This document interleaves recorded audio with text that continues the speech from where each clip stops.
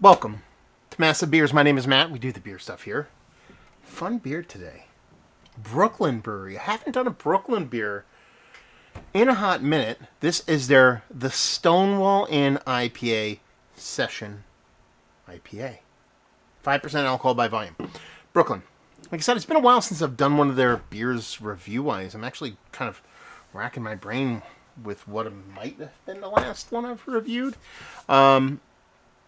Anyway, you know me, Team Low ABV, always looking for stuff, low ABV chuggers, and I saw this. I literally saw the Brooklyn logo, and I saw Session IPA. I'm like 5%. I'm like, I'm gonna give this a whirl because I think it's relatively fresh.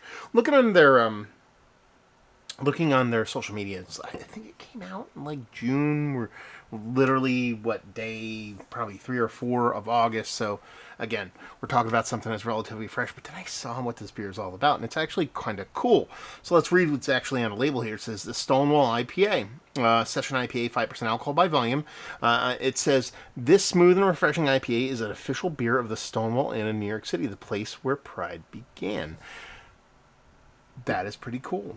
Not just from okay, you want to support people in positive ways. I have a really kind of long history, not just with the Stonewall Inn, but with honestly gay bars. No, I'm a heterosexual male. I'm straight. I love my wife. I've never actually even experimented or anything like that. But a lot of my youth was spent playing electronic music. Over here you probably can't see. There's a bunch of DJ equipment. I have a bunch of like analog stuff like that over there. And when I first started getting into we'll crack the beer and start talking because it's gonna take a while. When I started getting in like electronic music, more specifically techno, this thing just burst at the seams. So we'll see how that goes.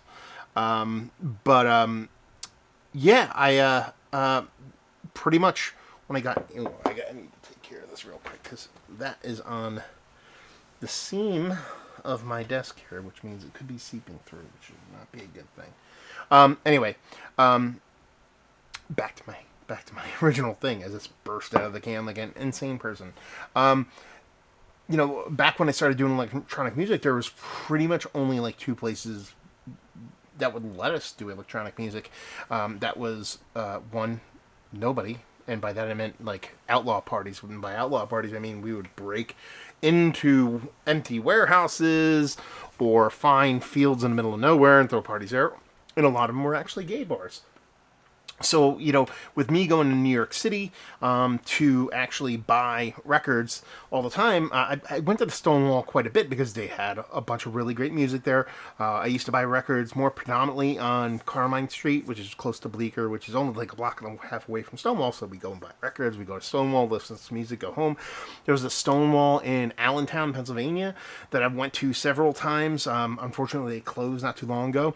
And more specifically, we had our own place in Scranton, Pennsylvania. It was actually called Buzz, that we would play music at because they're the only places that would allow us to actually play music and play the kind of music we loved. So, for years, for me, just, existing inside a gay bar was just kind of normal.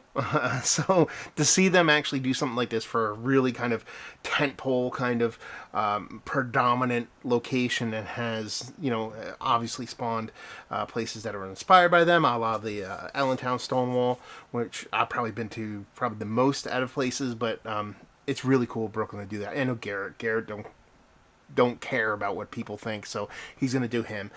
So I'm super excited to just give it a whirl. So we'll see what's what. It looks like a Session Hazy. I mean, you definitely have this kind of nice, kind of soft glow to it. Nothing too crazy. Nice kind of soapy head to it. As far as the beer bursting out of the seams, we'll see what happens when we get into it. But I actually had it laying on its side, so it might have been just me pulling it out like a dummy. Label-wise, if you're going to sit there and you're going to hate on LGBTQ and gay pride and all those kind of things and hate the rainbow, whatever, there's just going to people who are going to be like that. But from a purely aesthetic point of view, this is probably one of the prettier Brooklyn cans that have been done.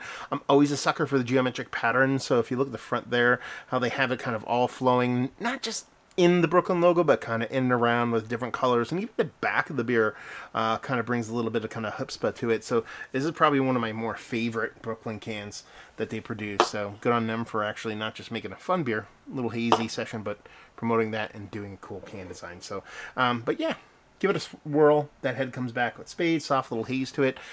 Pinky finger, micron off-white kind of head to it. Give it a bigger whirl. See what we have in a nose. Ooh, okay. Citrus. It's citrus, but it's light, spritzy citrus. Very much summer citrus. You're not going to get like a really huge kind of like new school hazy turbid. Obviously doesn't look that way, but you're not going to get this kind of like over the top just hop saturation on this. I didn't expect that. It is Brooklyn. They tend to lean a bit more traditional, and that's what you're getting here. Grapefruit, orange, a little bit of pineapple maybe, but very undersweetened, a little bit of soft malt, nothing too crazy, a little of malt to it. Again, small beer, but it's giving you a nice little soft, little hazy, I shouldn't say new school hazy, just soft little session pale ale is a better way to put it. Kind of aromatics to it, with just this really nice kind of soft, subtle kind of precursor to sweetness, and just this little fluttering hot presence to it. It smells like a summer chugger. 5%. Brooklyn beer. Kind of expecting that. Hopefully it follows through in the taste. Cheers, y'all.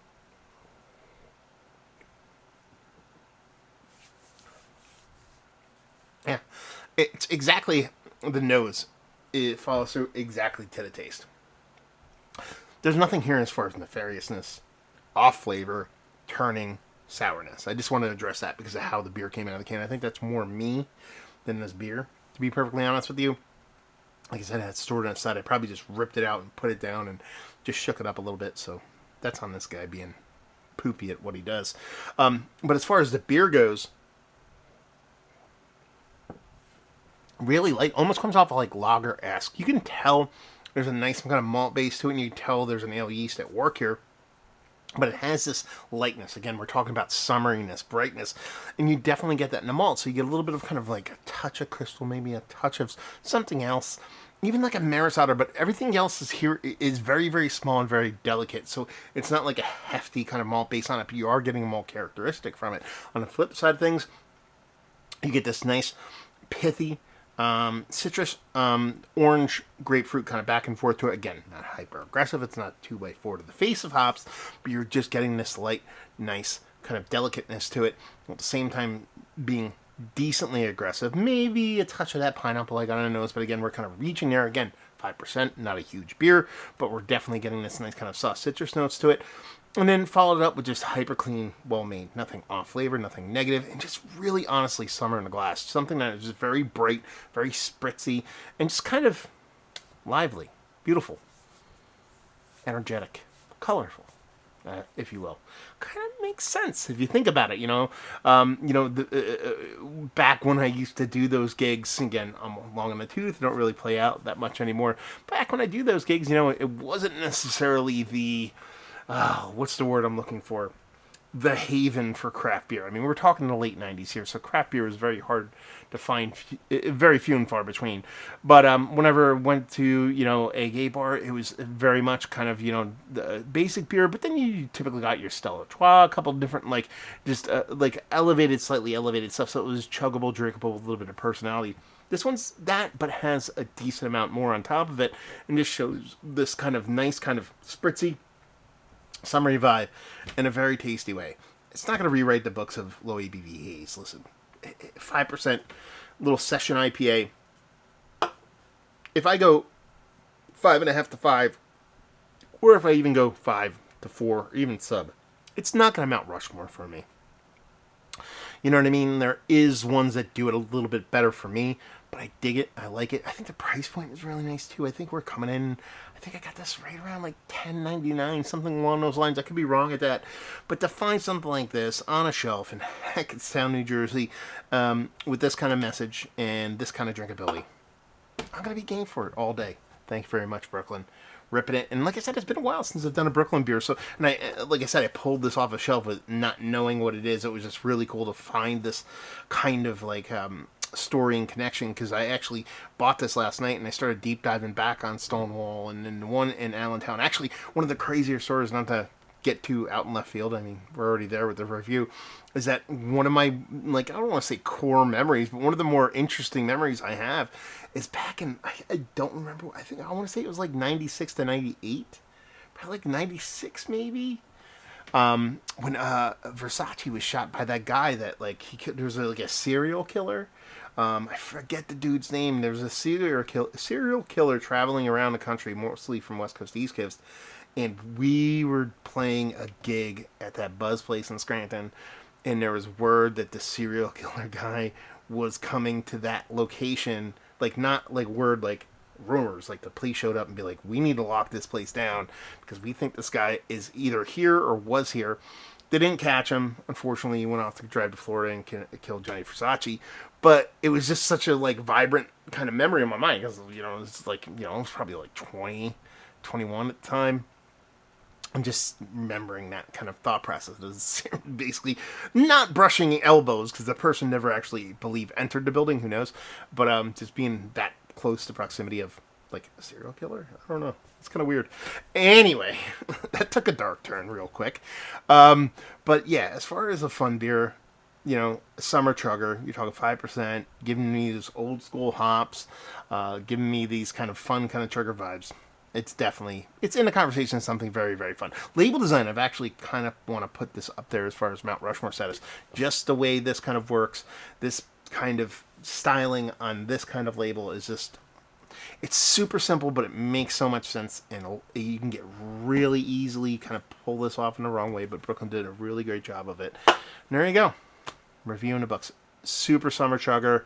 Not going to rewrite the books on low ABVs, but a very fun beer and a great message. Hopefully you all enjoyed the review. Like I said, I want to say, like, low teens off the shelf. Not brewery only. If you like what we like this. If you like low ABV chuggers and you want some old school IPA in your life, you'll dig this. Brooklyn, have you been to the brewery? Have you had their beers? What's your favorite beer from Brooklyn? I mean, honestly, you know, their chocolate beer. Why am I messing up the name of that beer?